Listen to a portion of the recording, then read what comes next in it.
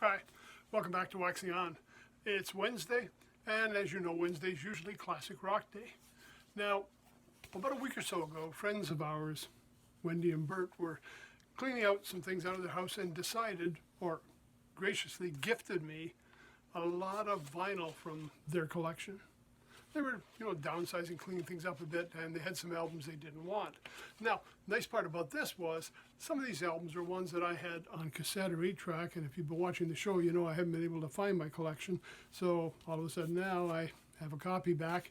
And the other nice thing was there were some things here that I had never seen before. And I got some great stuff lined up for the next few weeks. Thanks, Wendy and Bert, for reviving some of these artists for us.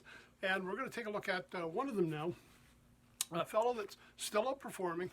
During the pandemic, he was doing a lot of video clips online on his Facebook page with his family, John Fogerty.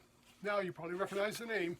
Yes, if you're around any time in the late 60s, you know Creedence Clearwater Revival.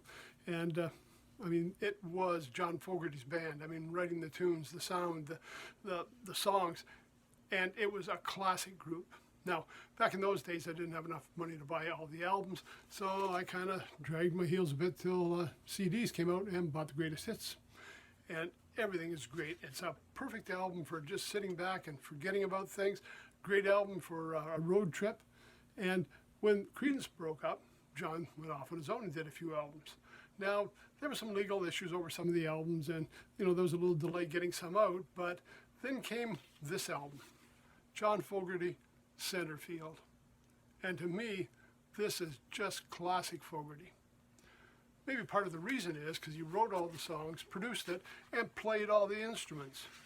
Very similar to McCartney on his first solo album called McCartney, where he played all the instruments as well. On this one, everything's arranged and produced by John Fogerty. He did all the playing. How could it not sound just the way he wanted? And I'll tell you, this is classic stuff. Some of the tunes you may remember, some of them had a lot of airplay. Old Man Down the Road, Rock and Roll Girls, a lot of airplay on that one, a great tune. A Big Train from Memphis, I Saw It on TV. We've got Mr. Greed, Searchlight, of course Centerfield, which another great tune in there.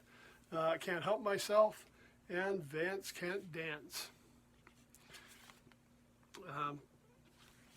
If you're a fan of CCR, you're going to love this. And if you're a fan of CCR, you're already going to love John Fogerty's stuff. I didn't have some of his earlier albums. This is the only solo album of his I did have. But as I mentioned, John's still out there going. He did the pandemic concerts. He's out touring this summer. Now he's appearing in Toronto and in Ottawa at the Ottawa City Folk Festival. Little side there, I bet you thought I wasn't going to be able to work Toronto into this, but we did, right?